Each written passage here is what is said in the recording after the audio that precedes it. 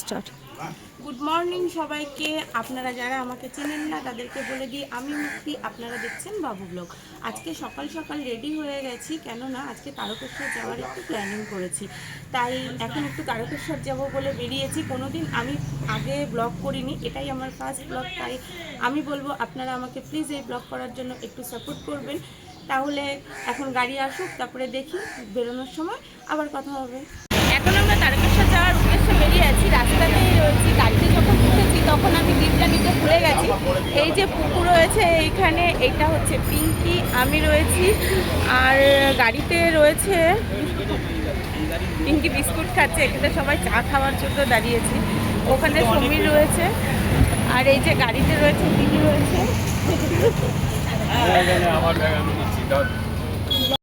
এই যে আমরা এখন চা নিয়েছি, চা খাচ্ছি। চা খেতে খেতেই ভাবলাম একটু ভিডিওটা শেয়ার করি। এটা হচ্ছে পিঙ্কি, আর এই যে রাস্তাতেই রয়েছি, আমরা রয়েছি দমদম রোডে। এখন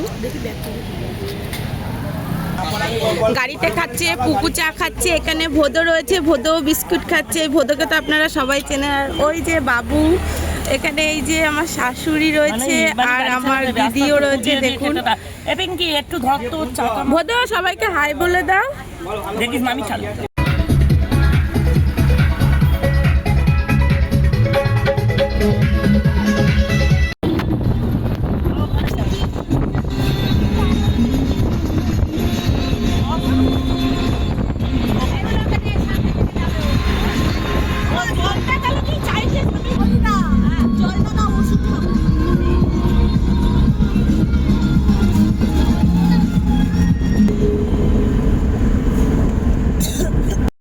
গাড়ি থেকে আমরা 10 মিনিট হলো নেমে গেছি, তারপরে হেঁটে আসছিলাম। আজকে যেহেতু সোমবার, প্রচণ্ড ভিড় আছে রাস্তায়, এত রোদ্দুর আর এতটাই ভিড়, যার কারণে আমি ক্যামেরাটা অন করতে পারিনি। এখন আমরা হোটেল নিয়েছি, তা হোটেলে এখন বসে একটু ফ্রেশ হয়নি, তারপর আমরা সবাই পুজো দিতে যাব।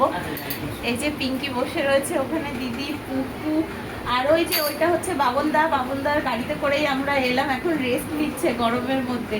আর সমীর তো পুরো খালি গায়ে স্নান করবে বলে রেডি হয়ে গেছে। আর এই যে বাবু, সব স্নান করে ফ্রেশ হয়ে আমরা এখন পুজো দিতে যাব। পুজো দিতে যাই, ফোনটা মনে হয় মন্দিরে অ্যালাউ হবে না, যার কারণে আমি ফোনটা নিয়ে যেতে পারবো না, আমাকে রুমে রেখে যেতে হবে। তো ঠিক আছে, পুজোটা দিয়ে আসি। মন্দিরের ভেতরে এখন আরতি শুরু হয়েছে, ভেতরে ঢুকতে দেওয়া যাচ্ছে না, ফোন নিয়ে যাওয়া যাবে না, বাইরে দিয়ে একটু ক্যাপচারিং করে নিচ্ছি। দুধ পুকুরে সমীর এখন স্নান করে নিচ্ছে, বাবুও আছে সাথে।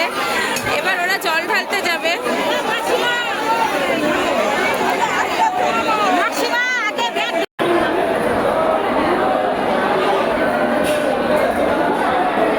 আমরা একদম মেন মন্দিরের গেটের সামনেই রয়েছি। প্রচণ্ড ভিড় আজকে, যেহেতু সোমবার।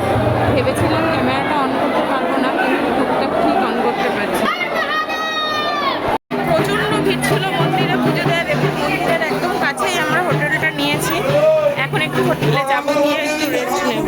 হোটেলটা একদম মন্দিরের সামনেই নেওয়া হয়েছে। দেখুন হোটেলের ছাদ থেকে আমরা মন্দিরটা পুরো দর্শন করতে পাচ্ছি। এটা কিন্তু ভোলে বাবার একটা তীর্থস্থান, ভীষণই বড় তীর্থস্থান। দেখুন নিচে আজকে সোমবার বলে এতটাই ভিড়, কি বলবো।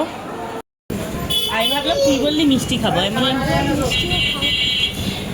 পুজো দিয়ে এসে একটু এখন টিফিনটা সেরে নিচ্ছি, কারণ খেতে একটু দেরি হবে।